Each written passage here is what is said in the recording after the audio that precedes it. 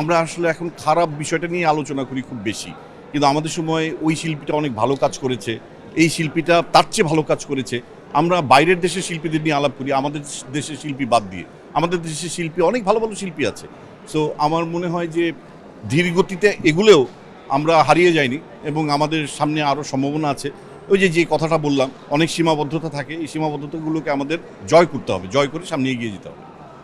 এটা আমি বলবো যে আসলে আমাদের সময় কাজগুলোর একটা সেন্সরশিপ ছিল এবং অনেক সেন্সরের মধ্য দিয়ে আমাদেরকে স্ক্রিপ্ট লিখতে হতো, যে স্ক্রিপ্টে অনেক কিছু সীমাবদ্ধতা ছিল, যে অনেক সময় ব্লাড দেখানো যাবে না, অনেক সময় বাজে শব্দ উচ্চারণ করা যাবে না, অনেক সময় অনেক অপ্রীতিকর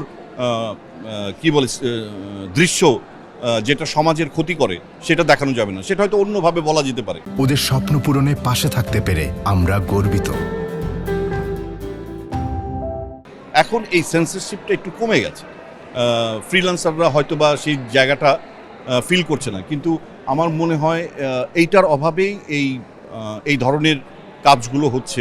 সেন্সরশিপটা হওয়া উচিত, আর অবশ্যই এটা কাম্য না, কারণ এটা হচ্ছে আপনার টিভি মাধ্যমে আমরা বা মোবাইলে আমরা দেখি।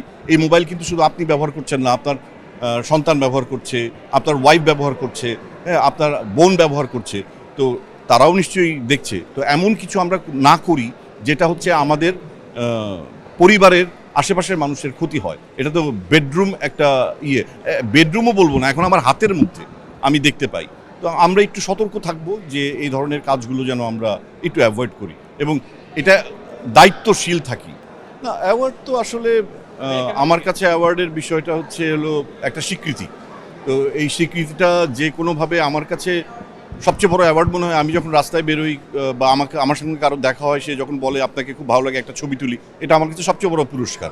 তারপরে যখন এইসব প্রতিষ্ঠান থেকে আমরা একটা অ্যাওয়ার্ড পাই, সেটা অবশ্যই আনন্দের এবং এটা আমাদের জীবনের একটা স্মৃতি হয়ে থাকে। একসময় আমি থাকবো না, বা আমার সন্তান, আমার যারা শুভাকাঙ্ক্ষী, তারা হয়তো দেখবে যে আমার বাবা বা আমার ভাই, আমার মামা, হ্যাঁ, যে এই অনুষ্ঠান থেকে অ্যাওয়ার্ড পেয়েছিল। সো অ্যাওয়ার্ড পেতে সবারই ভালো লাগে। এটাকে আমি এইভাবে ব্যাখ্যা করব, আপনি যেভাবে ওই সময়টাকে মূল্যায়ন করলেন সোনালি, এটাই তো অনেক বড় পাওয়া। আপনি যে বলছেন, আপনি যে স্বীকার করছেন।